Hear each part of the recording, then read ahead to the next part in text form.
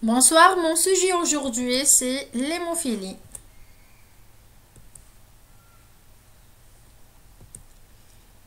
On commence par une définition. C'est quoi l'hémophilie? C'est une coagulopathie congénitale causée par des mutations génétiques sur le chromosome X, ce qui aboutit à un déficit en facteur de coagulation. Le déficit en facteur 8 définissant l'hémophilie A. Le déficit en facteur 9 définissant l'hémophilie B. Épidémiologie. L'hémophilie, c'est la plus fréquente des coagulopathies congénitales. Et l'hémophilie A représente 80 à 85% des cas. Alors, l'hémophilie A est plus fréquente que l'hémophilie B.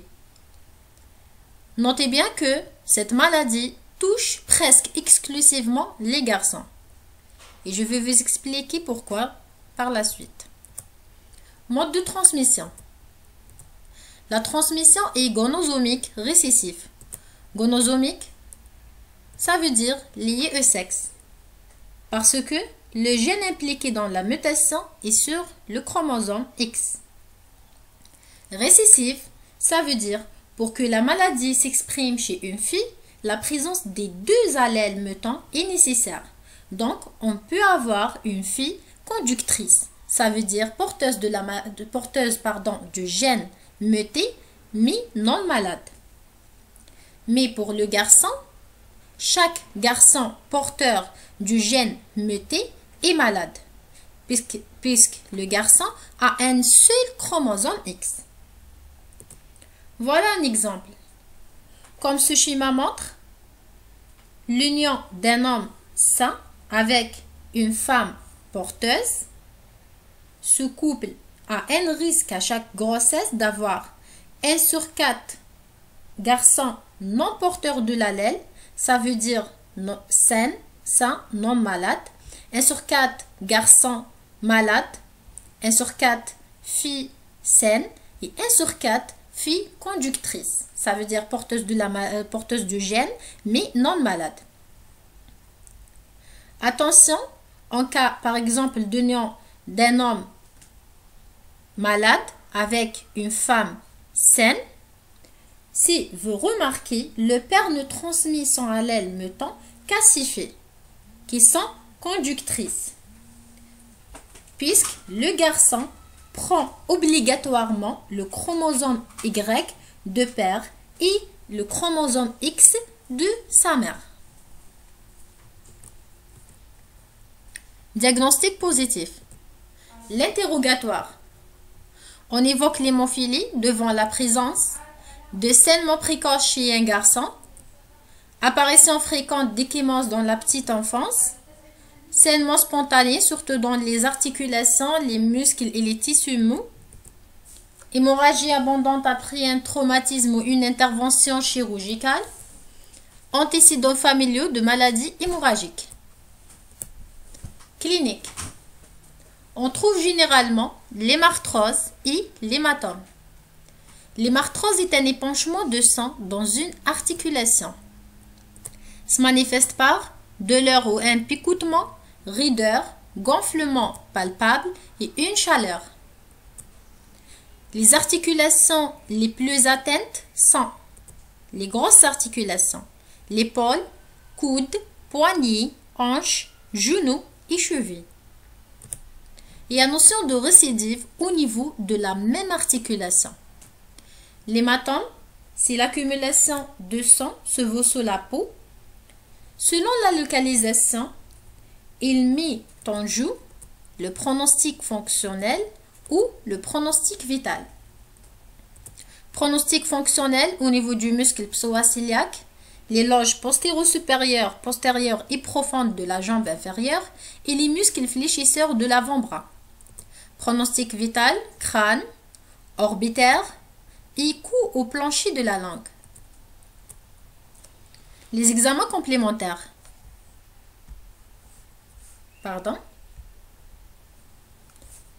On demande numération plaquettaire, taux de saignement, taux de prothrombine, TCA, test de correction et dosage des facteurs. Numération plaquettaire, l'ATS et TP sont normaux. TCA allongé. Test de correction. Si on trouve une correction du TCA allongé lors de l'épreuve du mélange de plasma d'un patient normal et plasma du patient, ceci est en faveur d'un déficit en facteur de la coagulation.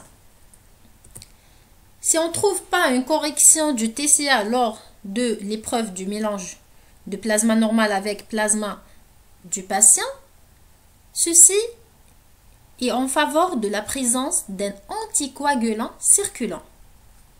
Dosage des facteurs. Les facteurs 8 et facteurs 9 qui sont diminués. Pourquoi on dose 6 facteurs? C'est pour poser un diagnostic, préciser le type et la sévérité de l'hémophilie et la surveillance du traitement. La gravité du saignement. La gravité du saignement est en fonction du taux des facteurs.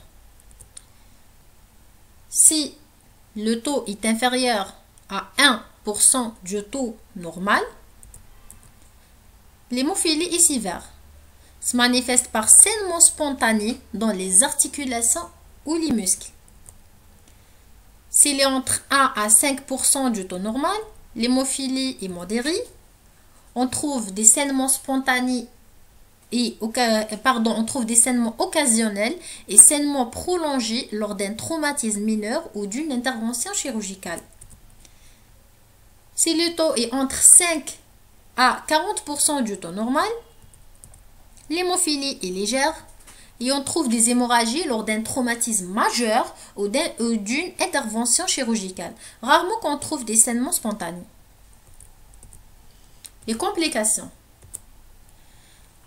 Les conséquences des hémarthroses, inflammation et hyperémie de la synoviale, atrophie musculaire et la perte du mouvement, changement osteocartilagineux progressif et irréversible, dommages articulaires, récidive sur la même articulation et arthropathie hémophilique chronique.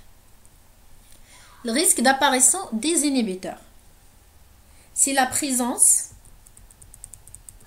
des IgG, des anticorps IgG qui neutralisent les facteurs de coagulation.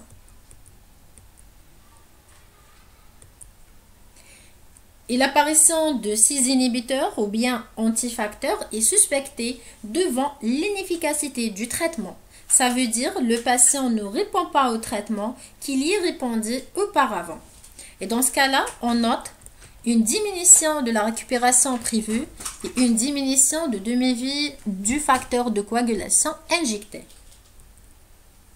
La quantification du titre des inhibiteurs se fait par la méthode de Bethesda. Si on trouve que les inhibiteurs sont moins de 5, on dit faible répondeur. Et si sont plus de 5, oui, plus E égale 5, on dit fort répondeur. Les autres complications, transmission virale VIH et hépatite, anémie par spoliation sanguine et apparition d'agglutinine irrégulière. Diagnostic différentiel. Syndrome hémorragique avec un TCA allongé et pas de syndrome hémorragique et TCA allongé. Si on a un syndrome hémorragique avec un TCA allongé, le diagnostic différentiel sont déficient en facteur de Von Willebrand, déficit acquis en facteur 8 et le déficit en facteur 11. S'il n'y a pas un syndrome hémorragique, mais on a TCA allongé, on pense à déficient en facteur 12 et l'anticoagulant circulant antiprothrombinase. Le déficit en facteur de Von Willebrand, la transmission est autosomale, n'est pas gonosomique. On trouve que le facteur Von Willebrand est diminué, l'hémorragie muqueuse et le taux de saignement plus TCA sont allongés. Au contraire, en cas d'hémophilie, le taux de saignement est normal. En cas de déficit et en cas des formes suivantes, on peut trouver la diminution du facteur 8 aussi. Le déficit acquis en facteur 8, on ne trouve pas des antécédents hémorragiques et prédominance féminine et pas masculine. Le déficit en facteur 11, la transmission est autosomale et on trouve une diminution du facteur 11. En cas de déficit en facteur 12, il n'y a pas d'antécédent hémorragique et facteur 12 diminué.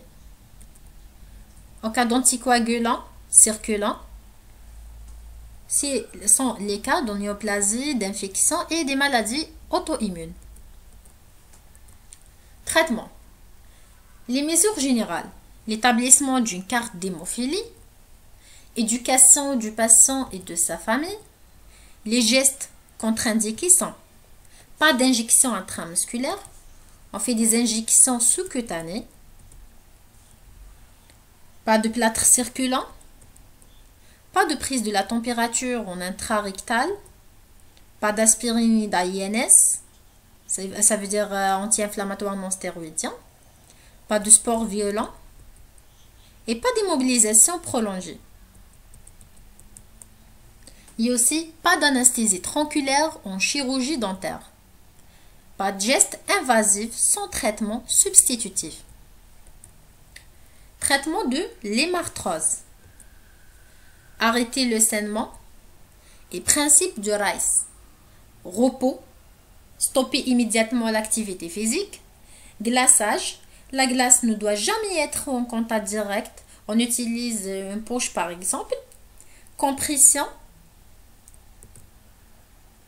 Compression pour faciliter le retour de sang vers le cœur et alors accélérer le processus de guérison.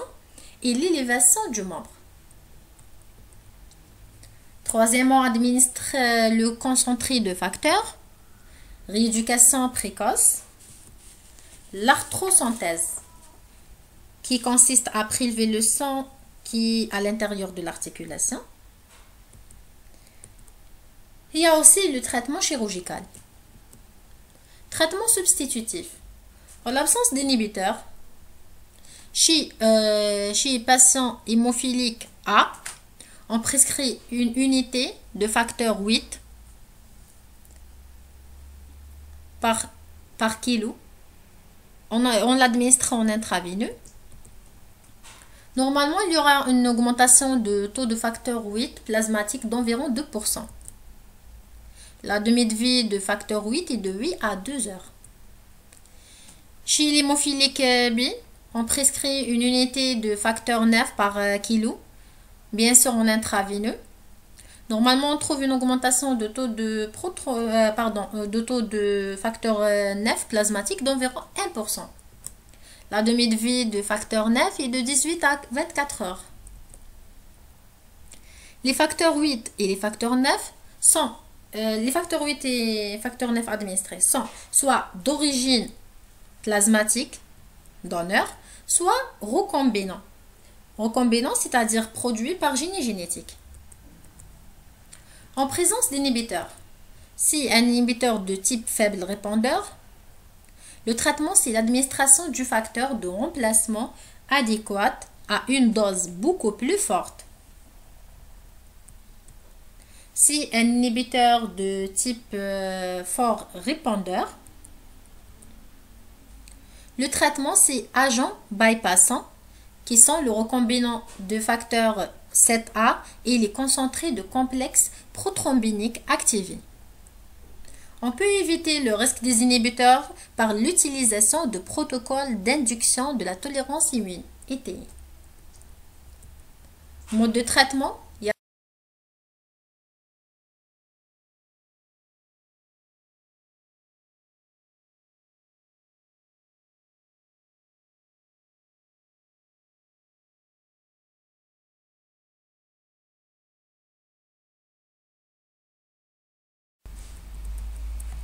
Il y a deux modes de traitement. On a dit traitement à la demande et traitement prophylactique. Traitement à la demande au cours des différents épisodes hémorragiques et traitement prophylactique. Primaire, c'est la prophylaxie continue et régulière chez l'hémophilie qui a pas des hémarthroses pour prévenir les hémarthroses. Secondaire, chez l'hémophilie qui a des hémarthroses pour prévenir l'arthropathie chronique. Tertiaire, chez l'hémophilie qui a une arthropathie pour éviter d'autres arthropathies.